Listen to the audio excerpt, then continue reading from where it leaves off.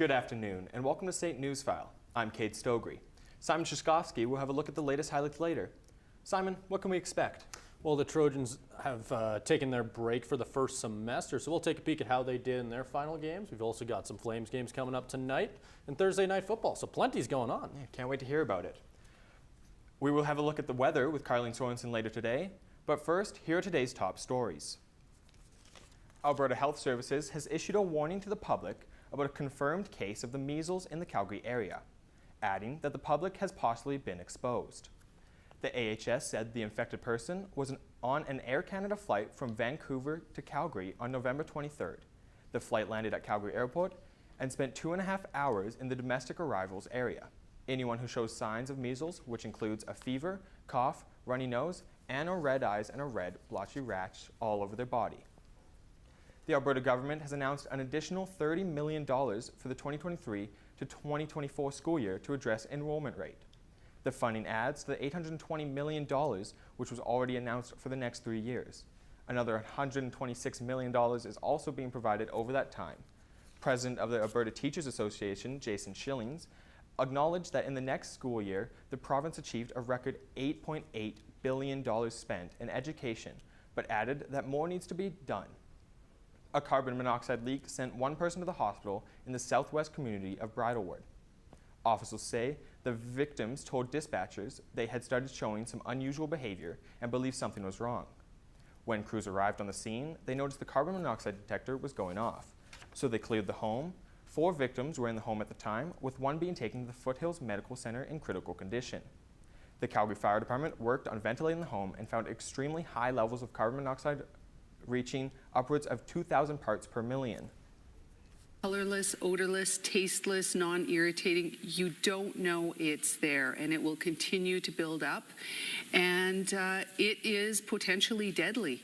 So that's why it is imperative to have a working carbon monoxide alarm in your home. At minimum 1, but ideally 1 on every level. Symptoms of carbon monoxide poisoning include headaches, feeling sick, and sleepy. The Calgary Bantam Football Association held its 5th annual food fight to support the Veterans Food Bank. Kevin Kratz looked into the event and all the money that was raised. Kevin, this sounds like an amazing event to help out. Oh, it sure is. Gordy's Food Fight raises food and money to be donated to the Veterans Food Bank. All 12 Calgary Bantam football teams pitched in money and non-perishable food items to be donated to veterans in need.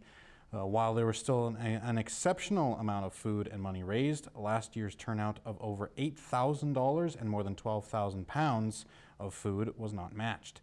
The CBFA is, however, very excited that instead of just one team, 2 teams that donate the most will earn a pizza party.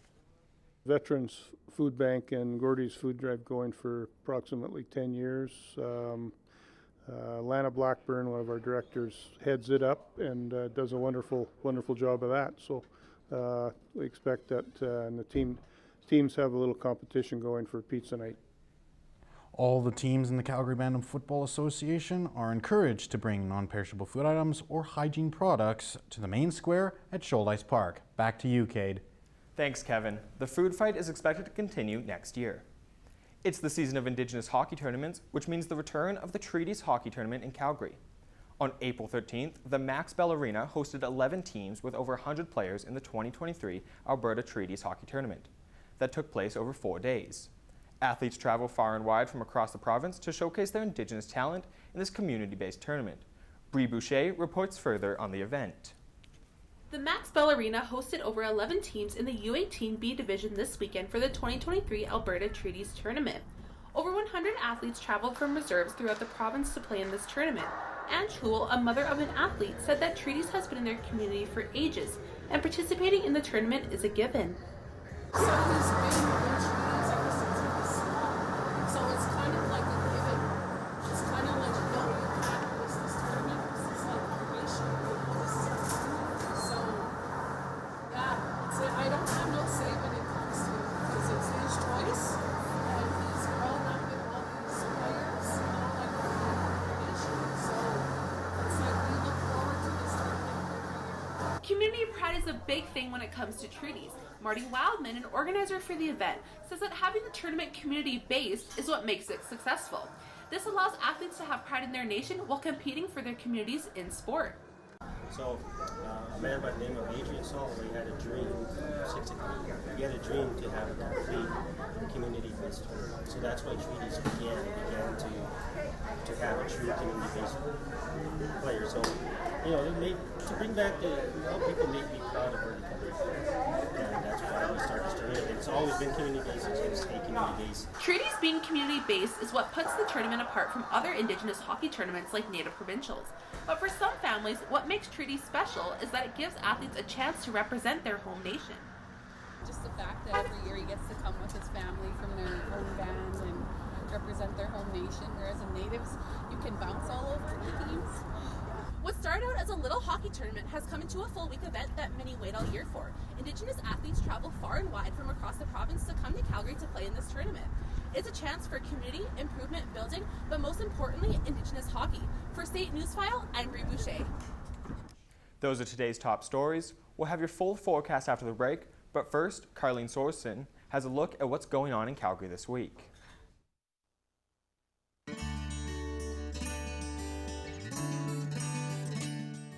Come out for a great laugh and enjoy some food and drinks at Koi.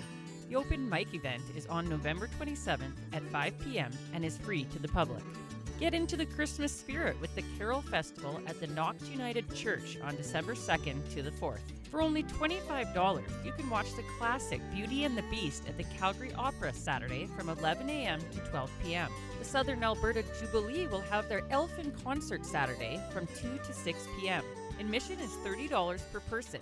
This event sells out every year and is an amazing performance. And the adorable Charlie Brown Christmas will be running this Saturday from 4 to 6 at the Arts Commons. Admission is $35 per person. This is a great show for the kids. So get out there and enjoy some local events around the city.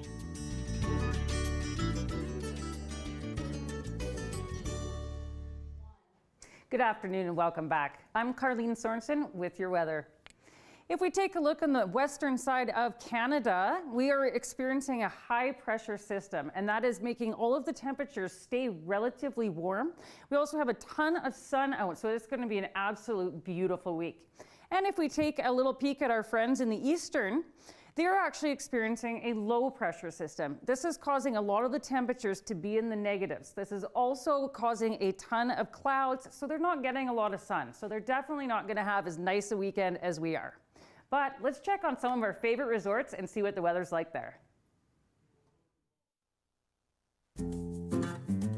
It's 14 degrees in Palm Springs with sunny skies. Barbados is a beautiful sunny day sitting at 30 degrees. Cancun is partly cloudy and 29 degrees. It's a cloudy 24 degrees in Honolulu.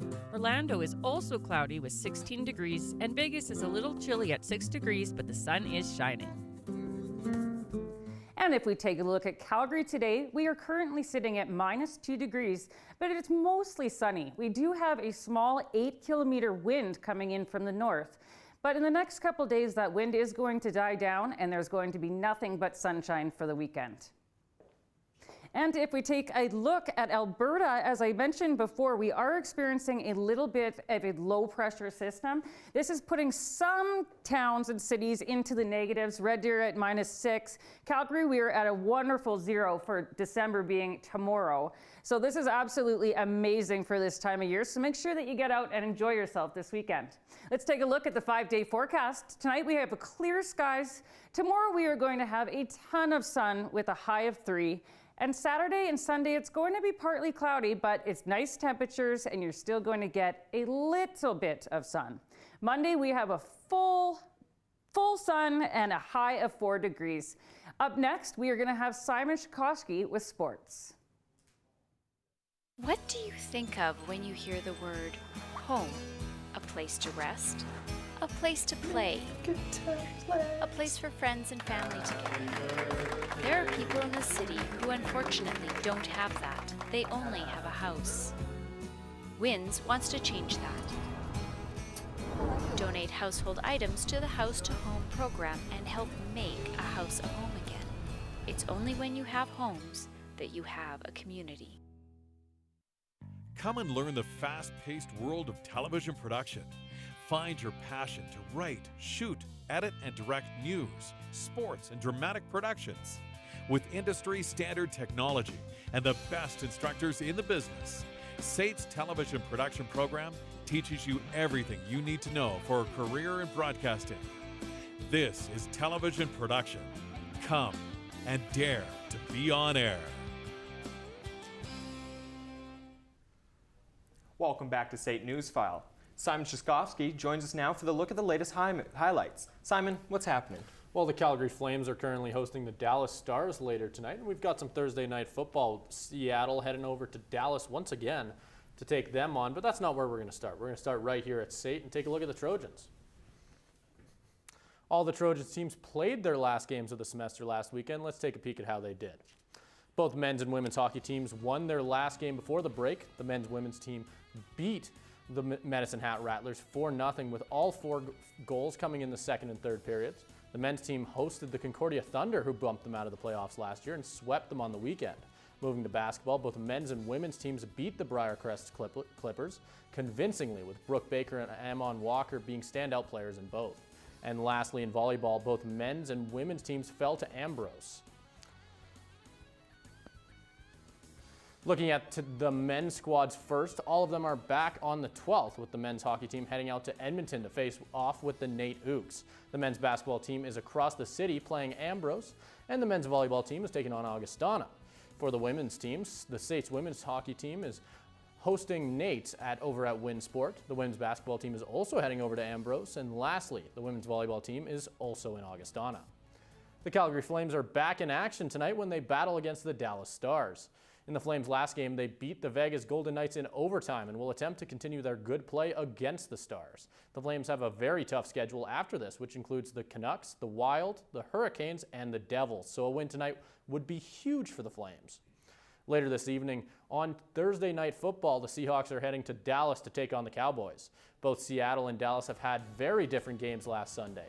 Dallas destroyed the Commanders 45-10 with Dak Prescott tossing 4 touchdowns, and I'm sure the game plan for tonight will be very similar. As for Seattle, they lost to San Francisco 49ers 31-13, and the whole team will be looking to bounce back against the Cowboys. Both teams seem to be heading in very different directions, with Seattle currently dealing with plenty of injuries that have pulled the team back down to earth, while the Cowboys are healthy and playing like the sky is the limit. The Toronto Raptors played the Brooklyn Nets in the in-season tournament. The Nets would open up the scoring with Cameron Johnson driving towards the basket and finding Nick Claxton, who put it down over Anunoby. The Nets would lead after the first quarter, but the Toronto Raptors would come back and take the lead in the second with a couple of pretty nice drives from Boucher and Siakam, helping them get there. Their lead wouldn't last long as the Nets would quickly take it back. But Toronto star Scotty Barnes wouldn't let the team go down easy with a beautiful steal off a tip that he would take all the way to the basket for a behind-the-back slam. The Nets would fall behind in the fourth, losing by a final score of 115-103. Spencer Dinwiddie would have the most points from either team, putting up a 23-point near triple-double performance. And that's a look at sports. That sounds like it was an amazing game, Simon. I'm really sad I missed it. Carlene, what's happening in the weather for the next week? Well, speaking of amazing, we got a beautiful clear sky tonight, and then we're going to have nothing but sunshine and plus temperatures for the rest of the week going into December. It's absolutely incredible. I'm excited. Definitely. We can't complain too much with this November weather. It's been pretty good so far, hey? And it's already December 1st tomorrow, and we're still in the pluses, so that's awesome. Yeah, it definitely is. Well, here's hoping that we continue to see more of it, as I know that I've been loving all of it, just like you guys both said. Yeah, I can't complain too much. Normally in November, I'm wearing 3 layers of coats. I think the only one that's not going to be enjoying this weather is the people that love the skiing and in the mountains. Yeah, all I know is that as somebody who does love skiing, I still would prefer to ski in, -10, around that area, but -20 ain't fun, and we haven't seen a lot of that this year. I'd prefer just to water ski with sunshine. Keep the snow away. Thank you for joining us.